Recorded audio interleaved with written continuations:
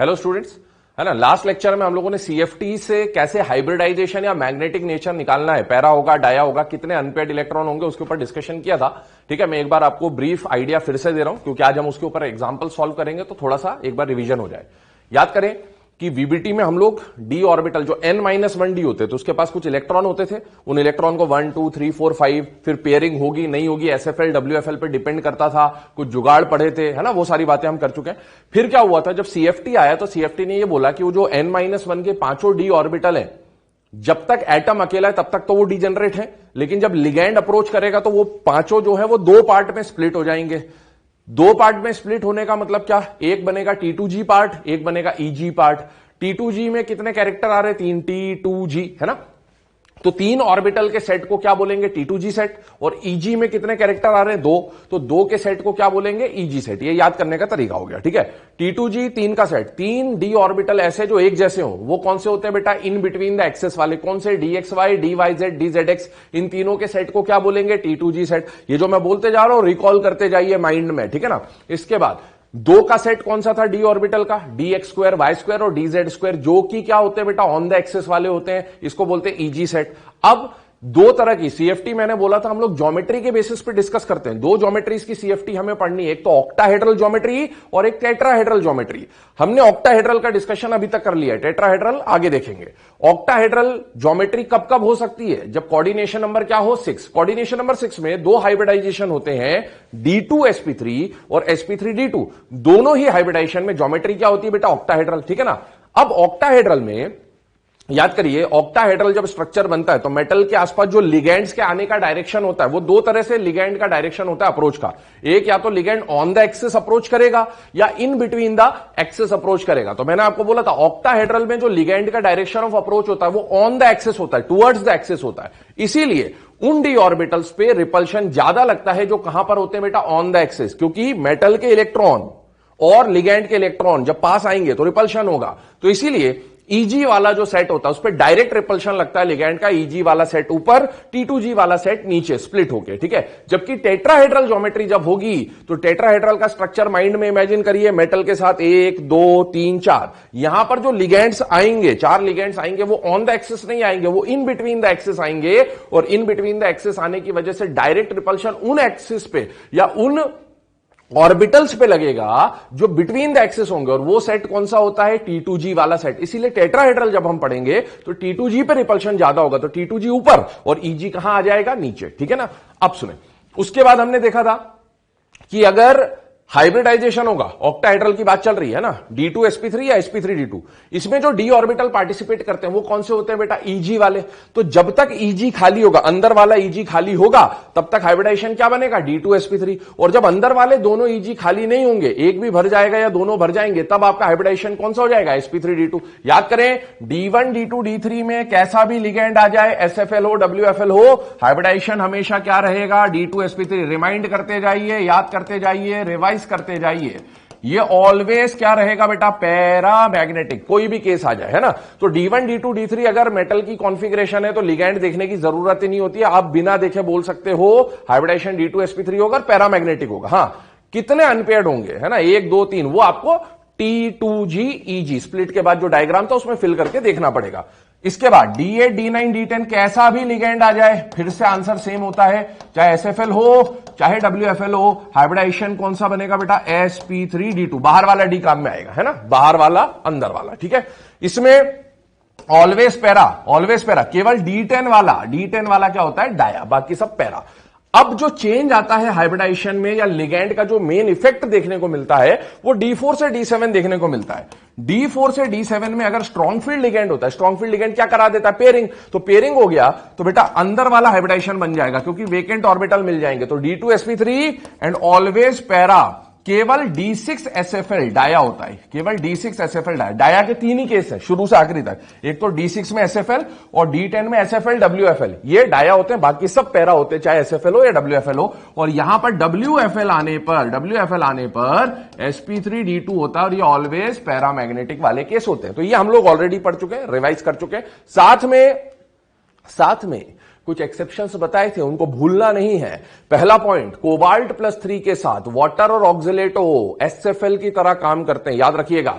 दूसरा पॉइंट, निकल +4 के साथ F माइनस आ जाए तो SFL की तरह काम करेगा। तीसरा पॉइंट, Mn+2 Fe+2 के साथ NH3 आ जाए, WFL की तरह काम करेगा। कॉपर +2 के साथ वाटर आ जाए, SFL की तरह काम करेगा। ये जो SFL WFL का लफड़ा है ये केवल 3D मेटल के साथ है, 3D के साथ होगा। 4D या 5D का सेंट्रल मेटल आ गया तो बेटा कैसा भी लिगेंड हो, all ligand are considered to be strong field ligand, क्योंकि उनका Z इफेक्टिव ज्यादा होता है। 3D का Z इफेक्टिव कम, याद करो डी ब्लॉक में 3D 4D 5D, down the group D block में Z इफेक्टिव बढ़ता ही है। क्या होता है बेटा? बढ़ता है, क्योंकि पुअर शील्डिंग वाले इलेक्ट्रॉन बढ़ रहे होते हैं तो Z इफेक्टिव बढ़ता है। तो 3D का Z इफेक्टिव कम, लेकिन 4D 5D का Z इफेक्टिव ज्यादा, और 4D 5D का Z इफेक्टिव ज्यादा होने की वजह से उनके साथ हर लिगेंड कैसे काम करेगा? SFL की तरह काम करेगा। चलिए अब क्वेश्चन सॉल्व करवा रहा हूं, देखते जाइएगा। पहला एग्जांपल, CrNH3 3+, ठीक है ना। ये हमने कोऑर्डिनेशन नंबर 6 में VBT में भी देखा हुआ है, उसी को मैं CFT से सॉल्व करा रहा हूं। मैंने बोला था CFT से काम आसान हो जाएगा, ठीक है ना। देखिए कैसे सॉल्व करना है, इसके बारे में आपसे पूछा hybridisation, magnetic nature, inner orbital, outer orbital, ऐसा क्वेश्चन पूछा। अब आपको क्या करना है? सबसे पहला काम, यहां पर मेटल का ऑक्सीडेशन स्टेट देखिए कितना है बेटा? +3 है ना, जो हम लोग VBT में भी करते थे। और कोऑर्डिनेशन नंबर कितना है? 6। अब ध्यान से सुनना मेरी बात। सर हमने 2 थ्योरीज पढ़ ली, कौन कौन सी थ्योरी पढ़ ली? VBT भी पढ़ ली और CFT भी पढ़ ली। तो हमें एग्जाम में कौन सी थ्योरी अप्लाई करनी है ना, तो मैं उसके लिए थोड़ा सा आपको कंडीशन बता दूं, ध्यान से सुनना। कोऑर्डिनेशन नंबर 6 का जब भी क्वेश्चन आएगा, किसका क्वेश्चन आएगा? कोऑर्डिनेशन नंबर 6 का। तो कोऑर्डिनेशन नंबर 6 के लिए आप लोग क्या अप्लाई करेंगे? CFT। क्या अप्लाई करेंगे? CFT। हालांकि आपको VBT से मैंने सॉल्व कराया, आप वो भी कर सकते हो, बट प्रिफरेबल, जो मेरी तरफ से प्रिफरेबल होगा वो CFT होगा। क्यों होगा? क्योंकि CFT टाइम सेविंग है। क्या है? टाइम सेविंग, है ना। कैसे टाइम सेव करेगा आप देखोगे। अब देखो, अगर इसके अलावा कोई कोऑर्डिनेशन नंबर आता है, देखिए कोऑर्डिनेशन नंबर कौन कौन से अपने सिलेबस में 2, 3, 4, 5, 6 है ना। 2 और 3 में तो कोई लफड़ा ही नहीं है। हाँ 6 आया तो आप क्या यूज करोगे? CFT। और बाकी और कोई भी कोऑर्डिनेशन नंबर आ जाए आप क्या यूज करोगे? VBT। क्या यूज करोगे? VBT। तो कोऑर्डिनेशन नंबर 6 आते ही दिमाग में CFT आना चाहिए और बाकी कोऑर्डिनेशन नंबर के लिए दिमाग में क्या आना चाहिए? VBT। चलिए आपको हाइब्रिडाइजेशन पूछा, सबसे पहले आपने कोऑर्डिनेशन नंबर निकाला, क्या है? 6 आते ही दिमाग में VBT या CFT? CFT आपके दिमाग में आ गया, मुझे तो क्या लगा देना है? CFT लगा देना है। CFT क्या बोलता?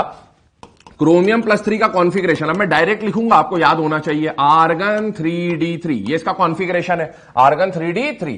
आपको यहां पर मेटल का कॉन्फ़िगरेशन देखना है। क्या कॉन्फ़िगरेशन दिख रहा है बेटा? D3 है ना। अभी याद करो, इससे पहले वाले पेज में D1, D2, D3 ये मेटल के कॉन्फ़िगरेशन ही तो है।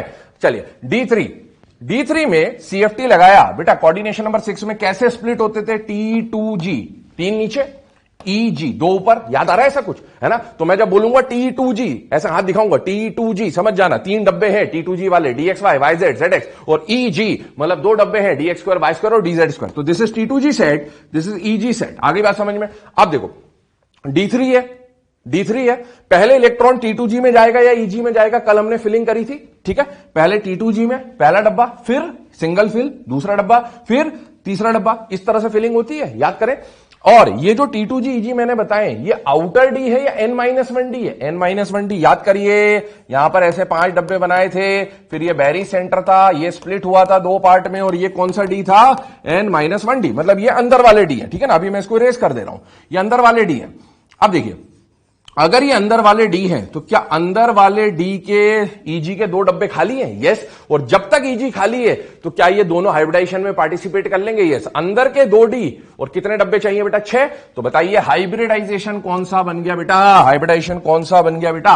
D2sp3। तो आप देखिए, ज्यादा कुछ मेहनत करनी नहीं पड़ी, बस ये डायग्राम बनाना। ये तो मैं एक्सप्लेन कर रहा हूं इसलिए टाइम लग रहा है, वरना 10 सेकंड का काम है। ये लिखा कॉन्फ़िगरेशन, भर दिया T2G EG। इवन D3 में तो कैसा भी लिगेंड हो, पीछे आ जाए, देखिए D1, D2, D3, चाहे लिगेंड सफल हो चाहे लिगेंड विफल हो, कोई फर्क ही नहीं पड़ता। हाइब्रिडाइजेशन कौन सा आएगा? D2sp3, magnetic nature, paramagnetic. आगे बात समझ में बेटा। तो कोई बिना टेंशन, मतलब यार लिगेंड कोई भी होता कोई फर्क नहीं पड़ता, ठीक है ना। SFL हो या WFL हो, कोई फर्क पड़ा ही नहीं, क्योंकि दोनों केसेस में इसी तरह से फिलिंग होती। दूसरी बात, D2sp3 पैरामैग्नेटिक, अंदर वाला डी आया तो इनर ऑर्बिटल कॉम्प्लेक्स। कौन सा कॉम्प्लेक्स? Inner orbital complex. तीसरी बात, अगर आपसे पूछे नंबर ऑफ अनपेयर्ड इलेक्ट्रॉन, क्या पूछे?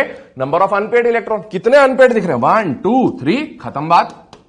3 और स्पिन मैग्नेटिक मूवमेंट, जितने अनपेयर्ड उतने पॉइंट समथिंग, 3.8 बोहर।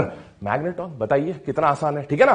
तो ये विद इन 10 सेकेंड्स 15 सेकेंड्स आप सॉल्व कर लोगे, एग्जाम में टाइम सेव हो जाएगा आपका बेटा।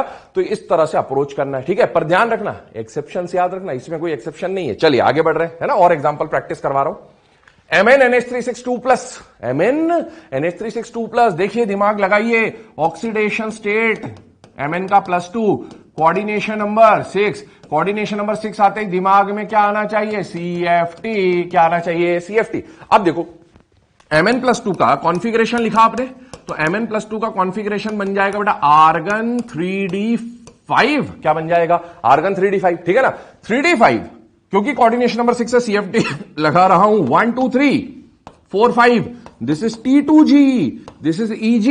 5 इलेक्ट्रॉन भरने हैं, 5 इलेक्ट्रॉन भरने, पर किसके हिसाब से भरे हैं, किसके हिसाब से भरे हैं भाई। पहला तो यही आएगा, दूसरा, तीसरा, अब चौथा पांचवा कैसे भरना है वो डिपेंड करेगा लिगैंड कैसा है। लिगैंड कौन है, अमोनिया। लिगैंड कौन है, अमोनिया। अमोनिया किसकी तरह काम करता है, NH3 किसकी तरह काम करता है, तो NH3 यहां पर विफल है, WFL है, अनसक्सेसफुल है। क्यों अनसक्सेसफुल है, एक्सेप्शन था, याद करिए। Mn+2 और Fe+2 के साथ NH3 WFL होगा, याद होना चाहिए वरना गलत हो जाएगा, ठीक है ना। अब आप देखो WFL में फिलिंग कैसे होती थी, 1 2 3, WFL में गैप कम होता था तो 4th इलेक्ट्रॉन की पेयरिंग नहीं होगी, ऊपर चला जाएगा, 4th इलेक्ट्रॉन 5th इलेक्ट्रॉन, ये आ गया। अब बताओ इस केस को देखो, सिनेरियो को देखो, क्या अंदर वाला, ये अंदर वाले हैं N-1 वाले, क्या ये खाली है या भरे बेटा, भरे। तो अब ये d ऑर्बिटल हाइब्रिडाइजेशन में पार्टिसिपेट नहीं करेंगे। जब अंदर वाले 2d पार्टिसिपेट नहीं करेंगे तो मुझे बाहर वाले दोनों d यूज करना पड़ेगा। इसका मतलब hybridisation will be sp3d2, magnetic nature will be paramagnetic, है ना। क्योंकि डाया केवल 3 केस थे, कौन कौन से, D6 होता, अगर D6 होता SFL के साथ तो डाया, या D10 होता SFL या WFL के साथ तो डाया, अदरवाइज ऑलवेज पैरा। आगे सुनो, कितने अनपेयर्ड इलेक्ट्रॉन हैं, 5, तो number of unpaired electron will be 5 मतलब spin magnetic moment will be 5 point something something something, जो रहता है वो या तो 7 8 9 होगा, तो कोई प्रॉब्लम नहीं है, आप इमेजिन करके कर सकते हैं। तीसरी बात, कौन सा डी यूज आया, बाहर वाला, बाहर वाला, बाहर वाला मतलब आउटर ऑर्बिटल कॉम्प्लेक्स। तो ये सॉल्व करने का तरीका बेटा। चलिए आगे बढ़ते हैं, अगला एग्जांपल, RH2O6, ठीक है ना। अभी RH कहां पर आता है, याद करें, कौन रहेगा इररेगुलर, ये होता है कोबाल्ट का ग्रुप, है ना। RH यहां आ रहा है, RH किसका मेंबर है बेटा, 4D का। क्या 4D और 5D के साथ सारे लिगेंड SFL, एक्सेप्शन वाला पॉइंट याद करो, यस। तो बेटा RH के साथ H2O वैसे तो वीक फील्ड लिगेंड होता है, ऑक्सीजन डोनर वीक होता है, लेकिन अगर 4D 5D का मेटल है तो दुनिया का हर लिगेंड SFL होगा। ध्यान से सुनना मेरी बात। अभी ये जो पीछे क्वेश्चन बताया ना MnNH3 वाला, यहां लिखना है आपको, क्या लिखना है, यहां लिखेंगे, इस जिस पेज पे भी ऊपर मार्जिन में लिखेंगे, क्या लिखेंगे, with Mn+2 and Fe+2 NH3 acts as WFL, क्योंकि ये पॉइंट हमने पहले भी लिखा, वापस लिखें ताकि जब पढ़ेंगे तो रिवाइज होगा बेटा। जितनी बार वो पॉइंट आपको दिखेगा उतनी जल्दी याद हो जाएगा। वैसे यहां पर इस क्वेश्चन के मार्जिन में लिखेंगे, साइड में कहीं पर भी जगह मिले लिखेंगे, क्या लिखेंगे, with 4D and 5D metals all ligands act as SFL, with 4D and 5D ligands, with 4D and 5D metals, all ligands act as SFL, लिख लीजिएगा, ठीक है। चलिए आगे बढ़ते हैं। अब दूसरा प्रॉब्लम इसमें जो आएगा, बच्चों को सुनना मेरी बात ध्यान से, है ना, एक एक प्रॉब्लम की बात कर रहे हैं। RH के बारे में बात हो गई कि वाटर यहां पर किसकी तरह काम करेगा, SFL। अब बात आ रही है यहां पर ऑक्सीडेशन स्टेट निकाल लिया, +3, कोऑर्डिनेशन नंबर निकाल लिया 6, कोऑर्डिनेशन नंबर 6 देखते ही दिमाग में क्या आ जाना चाहिए, VVT या CFT, आ गई बात समझ में। फिर आगे की बात कर रहा हूं, RH पे आ गया +3, है ना। अब दूसरी दिक्कत जो आप फेस करोगे, क्या फेस करोगे, कॉन्फ़िगरेशन। भाई 3D के मेटल, अभी तक जो हम एग्जांपल देख रहे थे उनमें 3D का मेटल था, 4D 5D की कॉन्फ़िगरेशन बहुत रेयरली याद होती बच्चों को, हालांकि हमने डिस्कस कर लिया है ना, बट आई होप एकदम से दिमाग में क्लिक हो पाना ये मुश्किल होता है थोड़ा सा, क्योंकि इसका यूज बहुत कम होता है। तो अपने को जुगाड़ लगाना है। क्या जुगाड़ लगाना है, सुनिए। ये कौन से ग्रुप का मेंबर है बेटा, कोबाल्ट का। सुनना मेरी बात, कौन रहेगा इररेगुलर, है ना, ये कोबाल्ट का मेंबर है। हमें RH+3 का कॉन्फ़िगरेशन नहीं पता, ठीक है, मान लो नहीं आ रहा है, IR+3 नहीं आ रहा है, तो आपको क्या कोबाल्ट+3 का कॉन्फ़िगरेशन आता है, यस। 3D का तो आता होगा, है ना, जुगाड़ है, मैक्सिमम टाइम काम कर जाएगा। कोबाल्ट+3 का कॉन्फ़िगरेशन क्या बनता, 3D6। तो बेटा क्योंकि ये उसी ग्रुप के हैं और इनपे भी सेम स्टेट है, बस ये 4D का मेंबर है तो इसको 4D6 कर दो, ये 5D का मेंबर है इसको 5D6 कर दो। ऐसे करके आप सॉल्व कर सकते हो, जुगाड़ कर सकते हो। अगर आपको एग्जैक्ट कॉन्फ़िगरेशन क्लिक नहीं हो रहा तो आप 3D के मेंबर का जो कॉन्फ़िगरेशन बन रहा है सेम स्टेट में, उसी के हिसाब से 4D या 5D इसको करके सॉल्व कर सकते हो। ठीक है ना, आगे बात समझ में? ठीक है, इरेज कर रहा हूं, देखिएगा। अब इससे हमें पता चल गया कि RH+3 जो है ना, उस पे कितना स्टेट आ रहा है बेटा, उसका कॉन्फ़िगरेशन क्या बन जाएगा, 4D6। नोबल गैस वगैरह आप लिख लेंगे। 4D6 आ गया। कौन सा कॉन्फ़िगरेशन दिख रहा है, D6। अब D4 से D7 में SFL WFL का फर्क आता है। 1 2 3 होता तो कोई फर्क नहीं पड़ता, 8 9 10 होता फर्क नहीं पड़ता, यहां फर्क पड़ेगा। पर बताइए D6 में T2G EG बना दिया मैंने, T2G EG, ठीक है ना, रिस्पेक्ट के साथ नाम लेंगे, G लगाना है, T2G EG, ठीक है। चलिए आगे सुनो, 6 इलेक्ट्रॉन भर दें पहले। 1 2 3 तो ऐसे आ गया। अब 4 5 6 कैसे आएगा, ऊपर आएगा नीचे आएगा, ये डिपेंड किस पे करता है, लिगेंड पर। लिगेंड कौन है, वाटर। वाटर क्या होता है, वीक फील्ड लिगेंड। गलत। 4D 5D के साथ सारे लिगेंड SFL। SFL में ऊपर या नीचे, नीचे, क्योंकि गैप ज्यादा होता है ना, तो नीचे मजबूरी में आना पड़ता। 4 5 6 6 इलेक्ट्रॉन थे, भर दिए। क्या EG खाली दिख रहा है दोनों, यस। अगर EG खाली है तो अंदर वाले D यूज हो जाएंगे, EG वाले D2sp3, पैरा या डाया, डाया पहली बार डाया, याद करो। D6 SFL, D6 SFL, D6 SFL है ना, SFL है यहां पर 4D 5D के साथ। ये तो D6 के साथ SFL आते ही डाया हो जाता है। डाया है, कोई भी अनपेयर्ड इलेक्ट्रॉन नहीं है। अनपेयर्ड इलेक्ट्रॉन विल बी 0 और स्पिन मैग्नेटिक मूवमेंट भी कितना आ जाएगा, 0 बोहर मैग्नेटॉन। आ गया बात समझ में? ठीक है, तो ये सॉल्व कर सकते हैं। डी कौन सा काम में आया, अंदर वाला डी मतलब इनर ऑर्बिटल कॉम्प्लेक्स। और हाई स्पिन लो स्पिन वैसे तो पूछता नहीं है, बट फिर भी D4 से D7, ये D6 हाई स्पिन लो स्पिन बता सकते हैं। इनिशियल कंडीशन में 6 इलेक्ट्रॉन जब मैं भरता, इसमें 6 इलेक्ट्रॉन भरता तो बेटा 4 अनपेयर्ड बचने थे, 4 अनपेयर्ड बचने थे, ठीक है ना। ऐसे याद करो VBT वाला खेल, 1 2 3 4 5 6। और SFL आने पर इनकी हमने क्या कर दी, पेयरिंग। यहां तो ऑलरेडी पेयर्ड है, तो बताओ यहां पर पहले 4 अनपेयर्ड थे, लास्ट में कितने अनपेयर्ड हो गए, 0, मतलब पेयरिंग हो गई है। जब भी SFL आएगा D4 से D7 में, आप बोल देंगे वहां पेयरिंग होगी। पेयरिंग हो गई अगर एक की भी, तो क्या हो जाएगा, लो स्पिन। खैर हाई स्पिन लो स्पिन का क्वेश्चन पूछते नहीं है, बट फिर भी आइडिया होना चाहिए। आगे बढ़ रहा हूं, ठीक है। नेक्स्ट क्वेश्चन देखिए, COOH3 कोबाल्ट ऑक्सिलेटो 3 वाला केस है और 3 माइनस चार्ज है। बेटा ऑक्सीडेशन स्टेट निकाला आपने, +3 आ गया। कोऑर्डिनेशन नंबर कितना है, 3। अरे 3 है ना, गलत।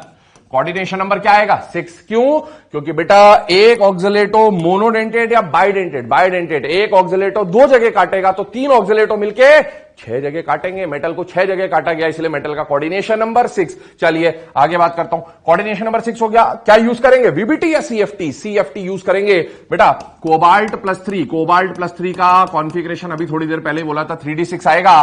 D6 है, लिगेंड देखो कौन है बेटा, oxalato oxygen donor, weak field ligand होता है ना। बट याद करें C2O4 2- और वाटर, ऑक्सिलेटो और वाटर। कोबाल्ट +3 के साथ एक्सेप्शन वाला केस था। कैसे काम करता है SFL, इसमें मैंने ज्यादातर एक्सेप्शन लिए ताकि एक बार प्रैक्टिस हो जाए। तो ये वाटर के, ये ऑक्सिलेटो या वाटर कोबाल्ट +3 के साथ कैसे काम करता है, SFL। D6 SFL का हाइब्रिडाइजेशन डायरेक्ट अगर याद हो तो D2sp3। D6 में अगर SFL आता है तो डायामैग्नेटिक, जो अभी इससे जस्ट पहले वाला जो केस पड़ा था वही है, अनपेयर्ड इलेक्ट्रॉन 0 और स्पिन मैग्नेटिक मूवमेंट भी 0। चेक कर लें कैसे आया, T2G EG, ये आ गया T2G, ये आ गया EG। कितने इलेक्ट्रॉन भरने, 6, 1 2 3। SFL में नीचे ही पेयर हो जाते, 4 5 6। अंदर वाले दोनों डी खाली, इसीलिए हाइब्रिडाइजेशन D2sp3 और सारे पेयर्ड है, इसीलिए डायामैग्नेटिक। तो आप देख सकते हो CFT आपका टाइम कैसे सेव कर रहा है बेटा, बहुत इजीली। इवन ये करने की जरूरत भी नहीं, अगर हाइब्रिडाइजेशन और पैरा डाया पूछा तो वो तो आप डायरेक्ट, अगर वो D1 D2 D3 वाला केस याद हो आपको, तुरंत सॉल्व कर सकते हैं। हमारी बात समझ में, ठीक है ना। तो ये तो CFT का बेसिस ऑफ अप्रोच हमने समझा। VBT और CFT में कहां डिफरेंस आ रहा है या कैसे टाइम सेव हो सकता है CFT से, वो हमने समझा।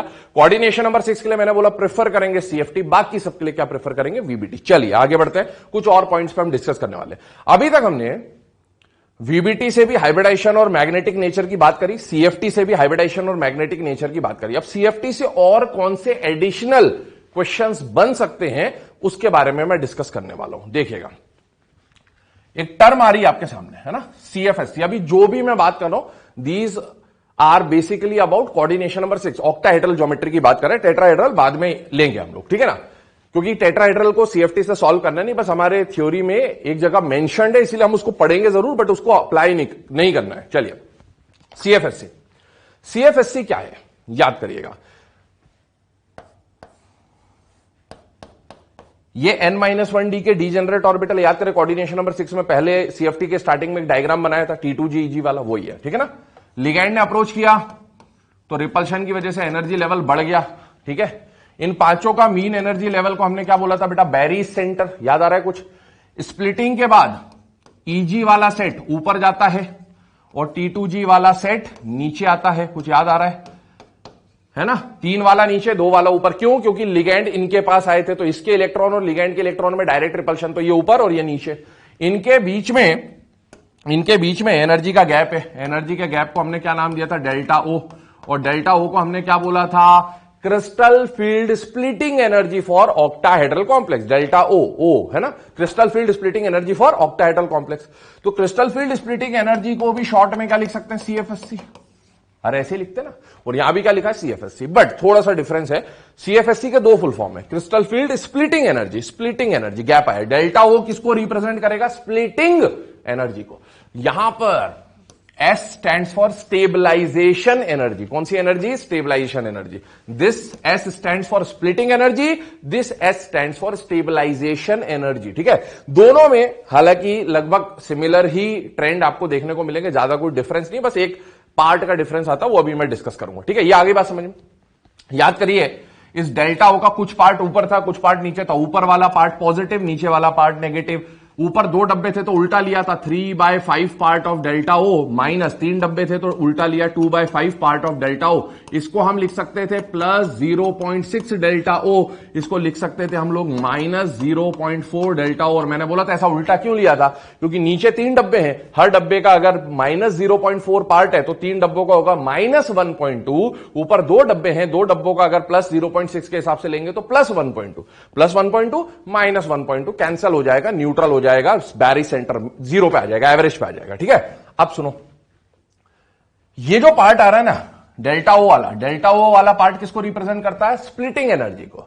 और इसी में एक और फ्रैक्शन हम लोग ऐड कर देते, पेयरिंग एनर्जी। याद करिए D⁻X सिस्टम, 2 तरह की एनर्जी काम आती थी, डेल्टा ओ स्प्लिटिंग एनर्जी और एक P पेयरिंग एनर्जी, है ना। उसी पेयरिंग एनर्जी को अगर स्प्लिटिंग और पेयरिंग दोनों को ऐड कर दें तो बन जाता है स्टेबलाइजेशन, और अगर पेयरिंग हटा दें तो क्या बन जाता है, स्प्लिटिंग। इसलिए दोनों में कोई डिफरेंस नहीं, क्योंकि मैंने बोलता पेयरिंग एनर्जी कांस्टेंट होती है जनरली, है ना। तो ये देखें, इसको इरेज कर रहा हूं, ध्यान से देखिएगा, समझा दिया है मैंने, इसको वापस से शो करेंगे आपके सामने। ये आ गया, calculate CFSE for octahedral complex. Octahedral की बात हो रही है, डेल्टा ओ की बात हो रही है, और यहां फुल फॉर्म है सीएफएससी का, ध्यान दे देना, है ना, crystal field stabilisation energy, splitting plus pairing will be known as stabilisation. देखिए डायग्राम बन के आ गया। इनिशियली ये कंडीशन थी, लिगैंड आ रहा था, लिगैंड इसके पास आ रहा था, तो मेटल के इलेक्ट्रॉन और लिगैंड के इलेक्ट्रॉन में रिपल्शन चालू हुआ, रिपल्शन की वजह से एनर्जी बढ़ गई। ये हाइपोथेटिकल था। इन पांचों की मीन एनर्जी को बैरी सेंटर बोलते थे, ऊपर Eg नीचे T2G, ठीक है ना, ऊपर Eg नीचे T2G, दोनों के एनर्जी के गैप को बोला डेल्टा ओ, जिसको बोलते हैं स्प्लिटिंग एनर्जी, सीएफएससी इसको भी बोलते हैं, बट स्प्लिटिंग एनर्जी। ऊपर प्लस 0.6 डेल्टा ओ, नीचे माइनस 0.4 डेल्टा ओ। ये डायग्राम मैंने पहले भी बता दिया था, यहां ना दिख रहा हो तो जो मैंने पहले ड्रॉ करा था वहां से भी बैक करके रिवाइंड करके देख सकते हैं। अब क्या, अब हमें बात करनी है सीएफएससी का। एक फॉर्मूला आ रहा है आपके सामने, सीएफएससी ध्यान से देखना, है ना, क्वेश्चन आते हैं इसके ऊपर। सीएफएससी जो है, सुनना मेरी बात ध्यान से, सीएफएससी पे 2 टाइप के क्वेश्चन बनते हैं। कैसे क्वेश्चन बनते हैं, 2 टाइप के। कैसे क्वेश्चन बनते हैं, 2 टाइप के, ध्यान सुनना। एक क्वेश्चन बनता है कि आपको सिर्फ एक मेटल का कॉम्प्लेक्स दे देगा, एक कॉम्प्लेक्स दे देगा, या एक मेटल की कॉन्फ़िगरेशन दे देगा, सिंगल मेटल या सिंगल कॉम्प्लेक्स, ठीक है। और अगर एक ही मेटल का कॉन्फ़िगरेशन देकर, जैसे बोल दिया D4 configuration, D5 configuration, SFL, WFL, ऐसा कुछ दे देगा, तो मेटल का कॉन्फ़िगरेशन देकर या एक कॉम्प्लेक्स देकर पूछा कि उसकी सीएफएससी निकालो, तो आपके पास ये फॉर्मूला रहेगा। इस फॉर्मूला बेस्ड आप सॉल्व करोगे। एक मेटल के लिए, एक कॉन्फ़िगरेशन के लिए जब निकालना है तो आप इस बेसिस से सॉल्व करेंगे। दूसरे टाइप का क्वेश्चन क्या बनता है, 2-3 कॉम्प्लेक्स दे देगा, कंपैरिजन वाला क्वेश्चन। 2-3 कॉम्प्लेक्स एक साथ दे दिया और बोला इनमें कौन ज्यादा कौन कम कंपेयर करो। ऐसे भी क्वेश्चन आते हैं सीएफएससी के। इंडिविजुअल का क्वेश्चन भी बनता है और कंपैरिजन का क्वेश्चन भी बनता है। इंडिविजुअल कॉन्फ़िगरेशन देकर बोला तो क्या निकालेंगे बेटा, with the help of formula. और बहुत सारे कॉम्प्लेक्स देकर कंपेयर करने को बोल दिया तो हम लोग फैक्टर्स से सॉल्व करेंगे। किससे सॉल्व करेंगे, फैक्टर्स। वो इसके बाद में डिस्कस करूंगा, अभी हम इंडिविजुअल कॉन्फ़िगरेशन की बात कर रहे हैं। देखें सीएफएससी का फॉर्मूला क्या बेटा, ये जो नीचे 3 डब्बे हैं ये कौन से हैं बेटा, T2G, और ऊपर वाले जो 2 डब्बे हैं वो कौन से, EG। T2G में इलेक्ट्रॉन भरेंगे, उसमें से हर इलेक्ट्रॉन का फ्रैक्शन कितना होगा, -0.4 डेल्टा ओ। तो नीचे वाले जो इलेक्ट्रॉन है ना, -0.4 डेल्टा ओ। डेल्टा ओ क्या है, स्प्लिटिंग एनर्जी है ना, यहां डेल्टा ओ आ रहा है स्प्लिटिंग, यहां डेल्टा ओ आ रहा है स्प्लिटिंग, ठीक है। तो ये वाला पार्ट, ये जो पार्ट है पूरा यहां से यहां तक देखना, यहां से यहां तक, इसमें डेल्टा ओ का यूज हो रहा है। मतलब ये भी सीएफएससी, कौन सी, स्प्लिटिंग एनर्जी। और स्प्लिटिंग एनर्जी में अगर मैं पेयरिंग एनर्जी ऐड कर दूंगा तो क्या बन जाएगा, स्टेबलाइजेशन एनर्जी, ठीक है ना। देखिए -0.4 डेल्टा ओ। अब इनमें T2G में कुछ इलेक्ट्रॉन फिल होंगे, कितने इलेक्ट्रॉन फिल होंगे वो हमें देखना होगा। हर इलेक्ट्रॉन का फ्रैक्शन कितना होगा, -0.4 डेल्टा ओ। तो -0.4 delta O plus number of electron in T2G orbital, ये आ गया। फिर ऊपर वाले जो इलेक्ट्रॉन्स होंगे EG वाले, उनका एक का फ्रैक्शन कितना होता है, +0.6 डेल्टा ओ। तो +0.6 delta O into number of electron in EG, ये तो आपका सीएफएससी हो गया, क्योंकि इसमें डेल्टा ओ का पार्ट आया, स्प्लिटिंग एनर्जी। और स्प्लिटिंग में अगर मैं पेयरिंग एनर्जी ऐड कर दूं, N represents number of pairs and P is pairing energy, ठीक है। तो अगर मैं स्प्लिटिंग एनर्जी और पेयरिंग एनर्जी को ऐड कर दूं, क्या मिल जाएगा, स्टेबलाइजेशन एनर्जी। अदरवाइज पेयरिंग हटा दूं तो क्या बन जाएगा, स्प्लिटिंग एनर्जी, ठीक है। कोई फर्क नहीं पड़ता, मीनिंग इज ऑलमोस्ट सेम। अब सुनिए, NP नंबर ऑफ पेयर्स, पर पेयर्स में एम्बिग्विटी, अब सुनना मेरी बात है ना, जहां जहां कॉन्ट्रडिक्शन हो सकता है मैं बताते चल रहा हूं आपको। NP represents number of pairs, पर 2 तरह के पेयर काउंटिंग हो सकती है, या तो न्यू पेयर या टोटल पेयर, 2 बातें आती है ना। क्योंकि स्टैंडर्ड बुक्स जब हम देखते हैं, दोनों बहुत सारी बुक्स में अलग अलग बातें लिखी हुई हैं। अभी तक साइंटिस्ट भी इसमें एम्बिगुअस है कि क्या लेना चाहिए। तो भाई साइंटिस्ट ही जब आपस में लड़ झगड़ रहे हैं तो हमारी तो कोई औकात ही नहीं है, हम तो बस स्टडी कर रहे हैं, ठीक है। तो देखिए, number of new electron pair, number of total pairs, ठीक है। दोनों में से क्या प्रेफर करना चाहिए, आई थिंक प्रेफरेबल जो ज्यादा बेटर है वो तो न्यू पेयर होना चाहिए, बट हम दोनों में से कंसिडर करके चलेंगे कि दोनों को कैसे कैलकुलेट किया जाता है। क्योंकि एग्जाम में जब ऑप्शन आएगा तो ऑप्शन में जो +P दिया होगा ना, ये दोनों में से कोई एक ही दिया होगा। या तो हर जगह ऑप्शन में न्यू पेयर दिए होंगे या हर जगह टोटल पेयर दिए होंगे। तो आपको ज्यादा कोई प्रॉब्लम नहीं होगा, वो आप देख के समझ जाएंगे, उसमें कोई प्रॉब्लम नहीं आती, ठीक है। पर दोनों में क्या डिफरेंस है वो समझेंगे। आगे देखिए, इसी फॉर्मूले को, ये जो सीएफएससी का फॉर्मूला है ना, इसको शॉर्ट में कैसे लिखते हैं। तो शॉर्ट में हम लोग इसको ऐसे लिख सकते हैं, CFSC crystal field stabilisation energy है ना, -0.4 delta O into number of T2G electron, है ना, ये जो इतना लंबा चौड़ा लिखा हुआ है इसको शॉर्ट में लिख दिया, plus 0.6 delta O number of EG electrons, ठीक है ना, ये शॉर्ट में लिख दिया। ये इसमें क्योंकि सिर्फ डेल्टा हो तो स्प्लिटिंग एनर्जी, और प्लस NP अगर लिख दूं, इसी में ऐड कर दूं जो लास्ट वाला पार्ट है, तो ये पूरा क्या बन जाएगा, स्टेबलाइजेशन एनर्जी। तो ये सॉल्व करने का तरीका, क्वेश्चन इसके ऊपर देखते हैं कैसे सॉल्व होंगे, ठीक है बेटा। आगे बढ़ रहे हैं, क्वेश्चन आपको दिया कैलकुलेट द सीएफएससी, है ना। यहां पर हम लोग स्टेबलाइजेशन एनर्जी मान के चल रहे हैं, क्या मान के चल रहे हैं, स्टेबलाइजेशन एनर्जी, ठीक है ना। अब देखो, एक कॉन्फ़िगरेशन दिया D6 कॉन्फ़िगरेशन और साथ में दिया लो स्पिन। तो मैंने आपको बोला सीएफएससी पे 2 क्वेश्चन बनते हैं, कैसे, एक तो कॉन्फ़िगरेशन बेस्ड, मतलब इंडिविजुअल कॉम्प्लेक्स भी दे सकता था इसके बदले, एक कॉम्प्लेक्स दे देता जिसमें मेटल की कॉन्फ़िगरेशन D6 आती और मेटल के साथ कैसा कॉम्प्लेक्स बनता, लो स्पिन बनता। लो स्पिन का मतलब है पेयरिंग हुई या नहीं हुई, हुई है। पेयरिंग कब होती है, जब लिगेंड कैसा होता है, SFL या WFL, SFL, है ना।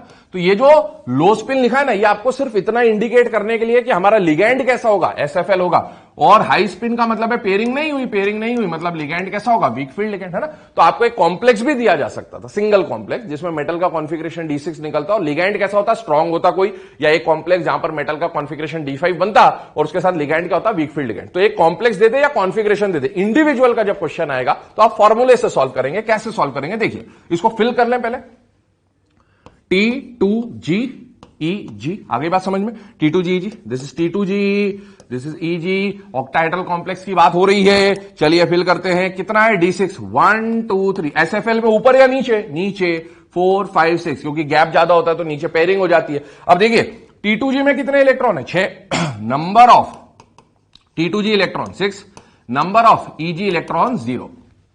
आगे बात समझ में। अब देखो एक बात, फॉर्मूला था सीएफएससी का, स्टेबलाइजेशन एनर्जी का, है ना, -0.4 delta o n T2G plus 0.6 delta o n EG plus NP number of pairs. Value put कर दें, -0.4 डेल्टा ओ। डेल्टा ओ का वैल्यू आपको गिवन नहीं होगा, ठीक है ना, आपको उसको वेरिएबल के फॉर्म में ही लेना है। अगर वैल्यू दे दे तो सब्स्टिट्यूट कर दे, अदरवाइज डेल्टा ओ हम ऐसे ही लेके चल रहे हैं। अब बताइए T2G में कितने इलेक्ट्रॉन है बेटा, 6, तो इंटू 6 प्लस 0.6 डेल्टा ओ। NEG में कितने इलेक्ट्रॉन है बेटा, 0 प्लस पेयर्स। अब देखो n का मतलब टोटल पेयर और न्यू पेयर दोनों हो सकते हैं। क्या क्या हो सकते हैं, टोटल पेयर और न्यू पेयर।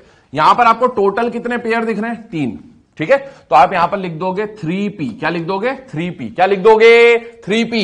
या फिर यहां पर और करके मैं 2p भी लिख सकता हूं। ये न्यू पेयर है, 3p is total pair, 2p is new pair. कैसे पता चला, सुनना, टोटल पेयर तो आपको दिख ही रहे ना बेटा, 3p, ठीक है। न्यू पेयर कैसे, आप सोचो, इसको वीबीटी से इमेजिन करो, वीबीटी से इमेजिन करिएगा, ठीक है। वीबीटी के हिसाब से मैं अगर D6 को भरता तो कैसे भरा था, 1 2 3 4 5 और 6, ये इनिशियल कंडीशन, कोई लिगैंड विगैंड नहीं माना अभी, है ना। अब आप बताओ, यहां पर D6 में अगर लिगैंड कोई भी होता, SFL होता है या WFL होता, कम से कम ये एक पेयर तो बनता ही बनता ना, ये तो बनना ही था।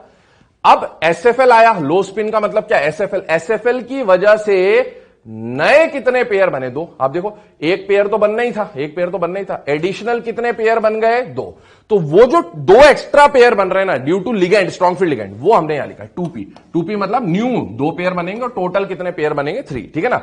तो इसीलिए ज्यादा प्रेफरेबल हम लोग न्यू पेयर को मानना चाहिए। क्यों मानना चाहिए, क्योंकि वो एक पेयर तो बनता ही, चाहे कैसा भी लिगैंड होता है। स्ट्रॉन्ग लिगैंड की आने की वजह से एडिशनल कितने पेयर बने, 2, इसीलिए ये प्रेफरेबल है। बट दोनों एम्बिगुअस बात है, मैंने आपको बोला है, तो हम दोनों लेके चल रहे हैं। अब सुने, ये वाला फ्रैक्शन तो 0 हो जाएगा, ठीक है ना, क्योंकि यहां पर 0 आ रहा है तो मल्टीप्लाई करेंगे तो कुछ भी नहीं, ये आ जाएगा -2.4 डेल्टा ओ प्लस 3p/2p, दोनों में से कुछ भी दिया जा सकता है, एक चीज देगा आपको, ठीक है। तो अब परेशान नहीं होना।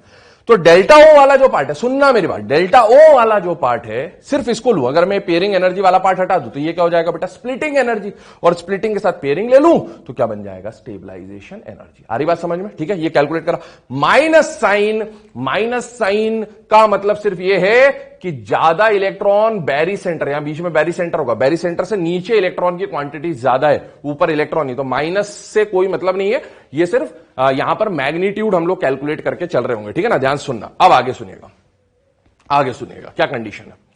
आपके पास आ गया D5 कॉन्फ़िगरेशन, है ना, ये माइनस सिर्फ, ये जैसे आप फिजिक्स वगैरह में पढ़ते हो, माइनस की एनर्जी रिलीज हुई, वर्क डन नेगेटिव है, ये वो है ना, वो सिर्फ बात है। तो ये माइनस क्या बता रहा है कि ज्यादा इलेक्ट्रॉन लोअर एनर्जी लेवल पे भरे, बैरी सेंटर से नीचे। चलिए अब D5 कॉन्फ़िगरेशन ध्यान से सुनिएगा।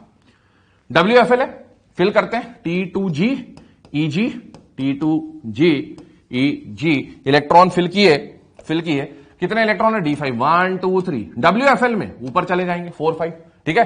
T2G में कितने इलेक्ट्रॉन है, 3, EG में कितने इलेक्ट्रॉन है, 2। फॉर्मूला पता है CFSC का हमें, अब मैं डायरेक्ट लिख दूंगा, है ना, -0.4 डेल्टा ओ, -0.4 डेल्टा ओ इंटू NT2G। T2G के कितने इलेक्ट्रॉन है बेटा, 3, प्लस 0.6 डेल्टा ओ EG के कितने इलेक्ट्रॉन है, 2, प्लस पेयर 0p, कोई भी पेयर नहीं है, टोटल पेयर भी नहीं है, न्यू पेयर भी नहीं, 0p, तो पेयरिंग एनर्जी का तो काम ही खत्म हो गया। अब बचा हुआ जो पार्ट है उसको जब आप सॉल्व करोगे तो -1.2 delta O plus 1.2 delta O plus 0p, overall answer will be 0, overall answer will be 0। इसका मतलब क्या हो गया, यहां CFSC क्या आ रही है, 0, ठीक है, और यहां CFSC क्या आ रही है, नेगेटिव। CFSC की वैल्यू, सुनना मेरी बात, CFSC की वैल्यू या तो नेगेटिव ही मिलेगी, क्योंकि पहले तो नीचे इलेक्ट्रॉन जाएगा ना नेगेटिव वाले में, और मैक्स टू मैक्स क्या मिलेगा, 0, पॉजिटिव में CFSC की वैल्यू नहीं मिलेगी, ठीक है ना।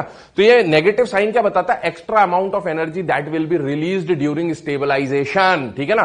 तो अब देखो, यहां -2.4 और यहां 0। अब एक क्वेश्चन सुनना मेरे बात, बहुत ध्यान से सुनना, एक स्टेटमेंट बता रहा हूं फिर आगे बात करता हूं।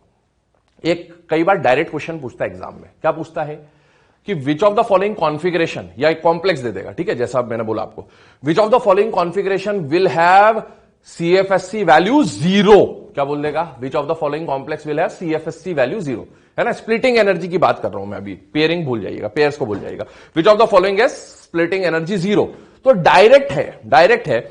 एक तो D5, सुनना मेरी बात, अगर D0 कॉन्फ़िगरेशन हो, मैं आपको सारे केसेस बता दे रहा हूं, एक हमने डिस्कस कर लिया, बाकी मैं डायरेक्टली बता रहा हूं। D0 में SFL हो या WFL हो, है ना, मेटल की कॉन्फ़िगरेशन D0, D0 मतलब D में तो कोई इलेक्ट्रॉन ही नहीं आया, T2G में कोई इलेक्ट्रॉन नहीं, EG में कोई इलेक्ट्रॉन नहीं, सब कुछ जीरो। तो बेटा पहला केस, अगर D0 कॉन्फ़िगरेशन है मेटल की, कैसा भी लिगेंड हो, CFSC splitting energy will always be zero. दूसरा केस, ये जो पढ़ा आपने, D5 कॉन्फ़िगरेशन के साथ अगर WFL हो, SFL में नहीं होगा ऐसा है ना, सिर्फ WFL में, D5 के साथ WFL आया, स्प्लिटिंग एनर्जी क्या हो जाएगी, जीरो।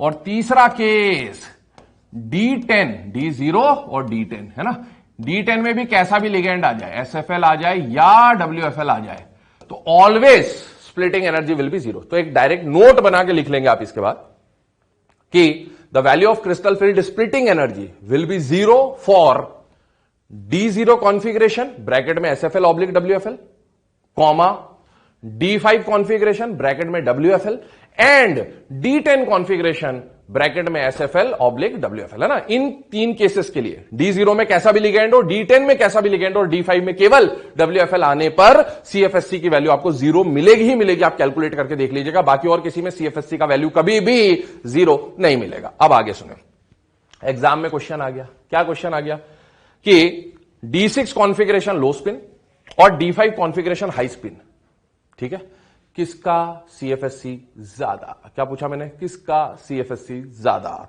तो अब आपको क्या दिख रहा है, ये -2.4 है, ये क्या है, जीरो। कौन ज्यादा, जीरो ऑब्वियसली ना। आपको मैग्नीट्यूड लेना है, यहां मैग्नीट्यूड 2.4 है, यहां मैग्नीट्यूड 0 है, तो ये वाला जो केस है, यहां एक्स्ट्रा एनर्जी रिलीज होगी बेटा, है ना, ज्यादा एनर्जी रिलीज होगी, तो D6 लो स्पिन। तो ध्यान रखें, जब भी CFSC की बात आएगी, साइन नहीं देखना है, सिर्फ क्या देखना, मैग्नीट्यूड। आगे बात समझ में, ठीक है। ये पहले टाइप का क्वेश्चन हमने देखा CFSC पे, जहां पर आपको कॉन्फ़िगरेशन देकर क्वेश्चन पूछा जाएगा, ठीक है। अब सेकेंड टाइप पे आते हैं, मूव करेंगे। फैक्टर्स अफेक्टिंग स्प्लिटिंग एनर्जी, क्या लिया, factors affecting splitting energy. Stabilization नहीं ले रहा, स्प्लिटिंग ले रहा। स्प्लिटिंग मतलब हम लोग बात कर रहे हैं केवल डेल्टा O वाले पार्ट की। किसकी बात कर रहे हैं, डेल्टा O। याद करो T2G EG, वो जो गैप होता था, उस गैप को क्या बोलते थे, डेल्टा O। हालांकि स्प्लिटिंग स्टेबलाइजेशन लगभग सेम ही आते हैं, बस पेयरिंग का गैप रहता है, बट फिर भी डेल्टा O स्प्लिटिंग एनर्जी, ठीक है। फैक्टर्स देखिएगा, पहला CFSC है, स्प्लिटिंग एनर्जी, है ना, CFSC या फिर स्प्लिटिंग एनर्जी, यही बोल रहा हूं, स्प्लिटिंग एनर्जी, ठीक है। CFSC will be directly proportional to charge on central metal atom, charge on central metal atom. ध्यान सुनना, किसी भी सेंट्रल मेटल पे जितना ज्यादा चार्ज होगा, उसकी स्प्लिटिंग एनर्जी भी उतनी ज्यादा होगी। क्या बोला मैंने, चार्ज जितना ज्यादा होगा सेंट्रल मेटल के लिए, कॉम्प्लेक्स का नहीं, मेटल का, मेटल का ऑक्सीडेशन स्टेट, मेटल का चार्ज जितना ज्यादा, उतना ज्यादा स्प्लिटिंग एनर्जी। क्यों होगा वो डिस्कस करेंगे एग्जाम्पल के थ्रू। चलिए अगला, CFSC स्प्लिटिंग एनर्जी, है ना, directly proportional to strength of ligand. Ligand जितना पावरफुल, याद करिए दो टाइप के लिगेंड होते थे, SFL WFL। Strong field ligand आने पर स्प्लिटिंग ज्यादा होगी और वीक फील्ड लिगेंड आने पर स्प्लिटिंग कम होगी, ठीक है। आगे, splitting energy directly proportional to Z effective of central metal atom. ये वाला फैक्टर कब लगता है, जब डाउन द ग्रुप वाला केस आता है। किसका केस आता है, डाउन द ग्रुप। किसका केस आता है, डाउन द ग्रुप, है ना। 3D 4D 5D, देखें सपोज तीन कॉम्प्लेक्स आपको दिए, ये वाले क्वेश्चन कब आएंगे, जब मैंने बोला CFSC पे दो क्वेश्चन बनते हैं ना, एक तो वो कॉन्फ़िगरेशन वाला जो इससे पहले पढ़ा, और दूसरा क्वेश्चन कैसा बनेगा, कई सारे कॉम्प्लेक्स देगा और कंपेयर करने को बोलेगा, तो ये कंपैरिजन वाले। सपोज एक कॉम्प्लेक्स में 3D का मेटल है, एक कॉम्प्लेक्स में 4D का मेटल है और एक कॉम्प्लेक्स में 5D का मेटल है। बेटा डी ब्लॉक में डाउन द ग्रुप अपन जब जाते हैं ना, 3D 4D 5D, Z effective बढ़ता है। क्या होता है बेटा, Z इफेक्टिव बढ़ता है। मैंने बोला था पुअर शील्डिंग की वजह से, है ना, पुअर शील्डिंग की वजह से। तो बेटा 3D से जाने पर, 3D से 4D जाने पर स्प्लिटिंग बढ़ेगा और 4D से 5D जाने पर भी स्प्लिटिंग बढ़ेगा ना। तो 3D से ज्यादा 4D और 4D से ज्यादा स्प्लिटिंग आपको किसमें देखने को मिलेगी, 5D। इवन याद करो 3D के साथ लिगेंड स्ट्रॉन्ग और वीक हो सकता था, लेकिन 4D 5D के साथ हमेशा स्ट्रॉन्ग होगा। और स्ट्रॉन्ग लिगेंड आने पर CFSC क्या होती जाती है, बढ़ती जाती है, ठीक है। आगे देखें, order of splitting, this can also be known as geometry. क्या बोल सकते हैं इसको, ज्योमेट्री, ठीक है ना। सुनना, ज्योमेट्री, क्या ज्योमेट्री बेटा, अभी हम लोग यहां पर जो स्प्लिटिंग की बात कर रहे हैं, अभी हम लोग केवल कौन सा कॉम्प्लेक्स देख रहे हैं, ऑक्टाहेड्रल। लेकिन ऑक्टाहेड्रल तो तब आएगा जब कोऑर्डिनेशन नंबर क्या होगा बेटा, 6, है ना, ये ज्योमेट्री होती है। लेकिन कोऑर्डिनेशन नंबर 4 के लिए, है ना, 6 सही है, ठीक है। कोऑर्डिनेशन नंबर 4 में दो ज्योमेट्री हो सकती है, स्क्वायर प्लेनर डेल्टा SP और एक हो सकता है टेट्राहेड्रल डेल्टा T। हालांकि हमें डेल्टा और डेल्टा T ही पढ़ना है, लेकिन डेल्टा SP मेंशन्ड है NCERT में, ठीक है, बस नाम मेंशन्ड है, इसका स्प्लिटिंग नहीं पढ़ना। ठीक है, तो हम डिस्कस करेंगे इसके ऊपर। तो डेल्टा ओ, एसपी और टी, तीनों में से प्रैक्टिकल बात है, सुनना, तीनों में से मान लो ऑक्टाहेड्रल कॉम्प्लेक्स में जो स्प्लिटिंग होती है, टेट्राहेड्रल में जो स्प्लिटिंग होती है और स्क्वायर प्लेनर में जो स्प्लिटिंग होती है, वैल्यू बेस्ड ये देखा गया है कि सबसे ज्यादा स्प्लिटिंग किसमें होती है? स्क्वायर प्लेनर कॉम्प्लेक्सेस में। सेम मेटल, सेम लिगेंड, अगर स्क्वायर प्लेनर ज्योमेट्री बन रही है तो उसकी स्प्लिटिंग ज्यादा, डेल्टा ओ में स्प्लिटिंग कम और डेल्टा टी में स्प्लिटिंग सबसे कम। ठीक है, इसको याद रखना है आपको। याद रखने के लिए सीधा सा एक यहां पर टर्म आ रहा है स्पॉट। क्या आ रहा है? Spot. SP square planar, octahedral, tetrahedral, square planar ज्यादा, ऑक्टाहेड्रल उससे कम, टेट्राहेड्रल उससे कम। अब इनके फ्रैक्शंस देखिए, टेट्राहेड्रल सबसे कम है, ठीक है। टेट्राहेड्रल में जो स्प्लिटिंग है that is 4/9 times of delta o, 4/9 times, मतलब हाफ से भी कम है। किससे कम है? हाफ से कम है। मतलब डेल्टा टी का स्प्लिटिंग सबसे कम, टेट्राहेड्रल कॉम्प्लेक्सेस में स्प्लिटिंग सबसे कम, ऑक्टाहेड्रल से इतना कम। इस पे क्वेश्चन क्या बनेगा? एक स्क्वायर प्लेनर कॉम्प्लेक्स दे दिया, एक ऑक्टाहेड्रल दे दिया, एक टेट्राहेड्रल दिया, बोला सीएफएससी किसकी ज्यादा स्प्लिटिंग एनर्जी, किसकी ज्यादा? स्क्वायर प्लेनर की ज्यादा, ऑक्टाहेड्रल की कम, टेट्राहेड्रल की कम। दूसरा क्वेश्चन क्या बनता है कि आपको बोल दिया कि भाई डेल्टा टी एक टेट्राहेड्रल कॉम्प्लेक्स है जिसके सीएफएससी की वैल्यू आपको गिवन है, डेल्टा टी गिवन है, और बोला डेल्टा ओ कैलकुलेट करो। अब ये कैलकुलेट कैसे होगा? इस फॉर्मूले से 4/9 पुट करके आप सॉल्व करेंगे। ऐसे ही स्क्वायर प्लेनर और ऑक्टाहेड्रल, हमने दोनों में ऑक्टाहेड्रल को कंपेयर किया है ना, क्योंकि ये सेंटर में आ रहा है, मेनली क्वेश्चन इसी के आते हैं। तो स्क्वायर प्लेनर तो टेट्राहेड्रल ऑक्टाहेड्रल से ज्यादा है, तो square planar is 4/3 times of delta O, मतलब square planar is approximately 1.33 times of delta O. तो आपको ऑक्टाहेड्रल की वैल्यू दे देगा और स्क्वायर प्लेनर पूछेगा, या स्क्वायर प्लेनर देकर ऑक्टाहेड्रल पूछेगा, या स्क्वायर प्लेनर देकर टेट्राहेड्रल पूछ सकता है। स्क्वायर प्लेनर से आप ऑक्टाहेड्रल निकालोगे और ऑक्टाहेड्रल से टेट्राहेड्रल निकालोगे, इस तरह का क्वेश्चन बन सकता है। ठीक है ना बेटा? तो ये ध्यान रखें। अब मेरी बात सुनना ध्यान से, जो बोल रहा हूं सारे फैक्टर्स है, ये जो शुरू के 3 फैक्टर है ना, ये तो आपको देख के समझ में आ जाएगा। या तो कॉम्प्लेक्स में लिगेंड अलग अलग दिखेंगे तो आप समझ जाओगे strength of ligand. Strength of ligand क्या? स्पेक्ट्रोकेमिकल सीरीज याद करो, carbon donor, nitrogen donor, oxygen donor, halogen और सल्फर डोनर, है ना। अगर लिगेंड सेम हुए, ठीक है, और मेटल अलग अलग हुए 3D 4D 5D के, तो आप समझ जाओगे ये फैक्टर लगेगा, समझ आ जाएगा क्वेश्चन देख के। और अगर मेटल और लिगेंड दोनों सेम है तो कहीं ना कहीं उस मेटल के चार्ज में डिफरेंस आ रहा होगा, जैसे आयरन +2 भी दिखाता है, +3 भी दिखाता है, तो चार्ज में डिफरेंस होगा। ये फैक्टर है। पर ये फैक्टर्स आपको कब लगाने बेटा? जब ज्योमेट्री सेम हो। जो कॉम्प्लेक्स आपको दिए ना 2-3, उनकी ज्योमेट्री सेम हो। सबसे पहला काम आप हमेशा ज्योमेट्री चेक करोगे। क्या चेक करोगे? ज्योमेट्री, है ना। ये ज्योमेट्री वाला केस बहुत रेयरली आता है, इसीलिए हम इसको लास्ट में पढ़ रहे हैं, बट पहला काम ज्योमेट्री चेक करोगे। क्या जो गिवन कॉम्प्लेक्स है उनकी ज्योमेट्री सेम है या नहीं? अगर उनकी ज्योमेट्री सेम है, फिर आप इनमें से कौन सा फैक्टर वो लगेगा देखना है। अगर ज्योमेट्री अलग है, मान लो एक कॉम्प्लेक्स की ज्योमेट्री ये है, तो फिर ये बाकी फैक्टर देखना ही नहीं है, आप सिर्फ इससे सॉल्व कर दोगे। आ रही बात समझ में? ठीक है, तो हम चेक करते हुए चलेंगे। चलिए देखें पहला क्वेश्चन, ध्यान से सुनना। Cobalt H2O6 2+, cobalt H2O6 3+। Answer already given है, आप आंसर पे ना जाए, कॉन्सेप्ट समझिएगा बेटा। सबसे पहले इसका कोऑर्डिनेशन नंबर देखो क्या है? 6।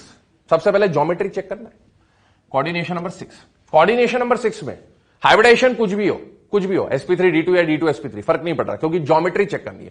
क्या कोऑर्डिनेशन नंबर 6 की ज्योमेट्री ऑक्टाहेड्रल होती है? यस। क्या कोऑर्डिनेशन नंबर 6 की ज्योमेट्री ऑक्टाहेड्रल होती है? यस। अगर ज्योमेट्री सेम है, अब आप बाकी फैक्टर्स देखो। क्या है बाकी फैक्टर? देखिए, मेटल सेम है या अलग है बेटा? सेम है। लिगेंड सेम है या अलग है बेटा? सेम है ना। तो आप देखो, Z effective of central metal नहीं लगेगा, ये तब लगता है जब 3D 4D 5D का मेटल होता है। लिगेंड की स्ट्रेंथ सेम है, तो अब क्या डिफरेंस दिख रहा है? क्या यहां कॉम्प्लेक्स पे +2 और +3 दिख रहा है? यस। इसका मतलब है सेंट्रल मेटल का चार्ज अलग अलग है। कॉम्प्लेक्स का चार्ज नहीं, मेटल का चार्ज। मेटल का चार्ज मतलब मेटल की स्टेट आप निकालोगे, यहां कोबाल्ट +2 है, यहां कोबाल्ट +3 है या नहीं है? है ना। अब देखो ये किससे सॉल्व होगा? चार्ज से।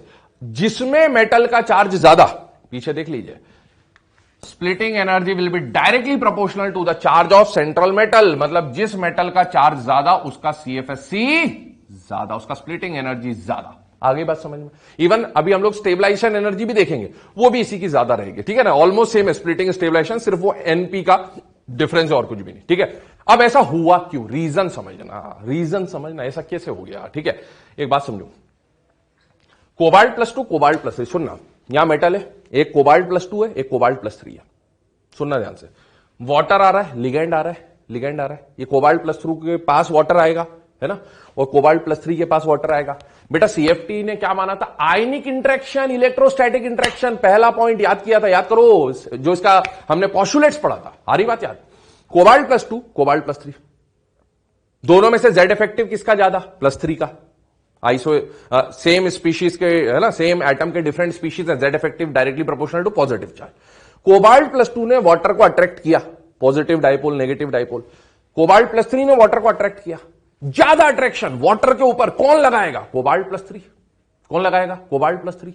अब भूल जाओ इस कोबाल्ट +2, है ना, अपने को समझ आ गया। कोबाल्ट +2 ने कम अट्रैक्ट किया, कोबाल्ट +3 ने ज्यादा अट्रैक्ट किया। सुनना, कोबाल्ट +3 के पास वाटर ज्यादा आया पास में, ठीक है, तो इस लिगैंड के जो इलेक्ट्रॉन है, लिगैंड के इलेक्ट्रॉन, मेटल के इलेक्ट्रॉन, रिपल्शन होता था ना, तभी तो T2G EG बनता था स्प्लिटिंग की वजह से।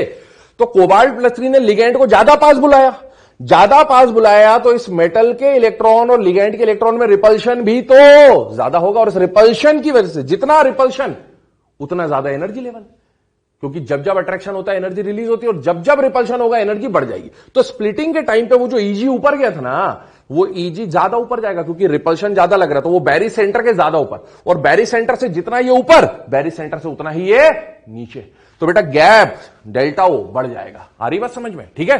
तो अब देखिए, जिस मेटल पे चार्ज ज्यादा वो लिगैंड को ज्यादा अट्रैक्ट करेगा, लिगैंड को ज्यादा अट्रैक्ट करेगा तो मेटल के इलेक्ट्रॉन और लिगैंड के इलेक्ट्रॉन में रिपल्शन ज्यादा, और रिपल्शन ज्यादा तो स्प्लिटिंग ज्यादा, और इसीलिए CFSC ज्यादा किसकी हो जाएगी, CO H2O6 3+। तो ये हमने पॉइंट देखा यहां पर, ठीक है ना बेटा। तो ये किससे सॉल्व हुआ, CFSC directly proportional to charge of central metal, चाहे तो आप लिख भी लीजिएगा। चलिए पहला question done and dusted. Second factor पे आ रहे हैं, सेकंड क्वेश्चन पे आ रहे हैं। FeH2O6 RuH2O6 OS H2O6 3+3+3+। सबसे पहले क्या देखना, ज्योमेट्री। क्या देखना है, ज्योमेट्री। कोऑर्डिनेशन नंबर 6 ऑक्टाहेड्रल ही होगा, 6 ऑक्टाहेड्रल 6 ऑक्टाहेड्रल, सबकी ज्योमेट्री ऑक्टाहेड्रल। अब बचे हुए फैक्टर्स देखिए, लिगैंड देखो सेम है तीनों में, मेटल को देखो, क्या मेटल सेम है या अलग है, अलग है। मेटल कौन दिख रहे बेटा, कौन, फिर रूठा ओसामा, आयरन वाला ग्रुप है, कौन सा ग्रुप है, आयरन, फिर रूठा ओसामा।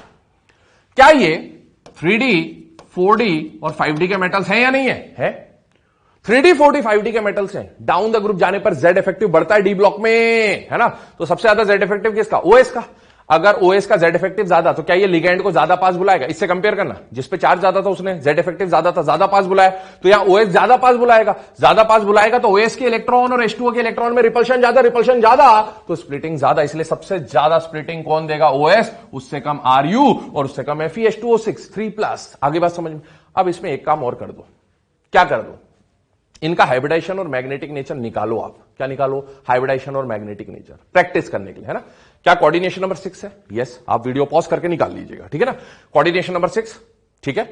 कॉन्फिगरेशन निकालोगे जब Fe+3 की, तो क्या आएगा, D5, क्या आएगा, D5, 3D5, है ना। Ru और OS आपको पता नहीं, बट मैंने जुगाड़ बताया था, जो इसका स्टेट आ रहा है वही कॉन्फिगरेशन इनके भी आ जाएंगे। अगर ये 3D5 है तो इसको क्या मान लोगे, 4D5, इसको क्या मान लोगे, 5D5, जुगाड़ बना दिया, है ना। H2O SFL या WFL, WFL, water acts as a WFL, है ना। 3D में वाटर WFL है, केवल कोबाल्ट +3 के साथ या कॉपर +2 के साथ ये SFL होता है। 4D और 5D के साथ सारे लिगेंड SFL, तो यहां पर जो कॉन्फ़िगरेशन बनेगा वो बनेगा D5 WFL, है ना, मेटल D5।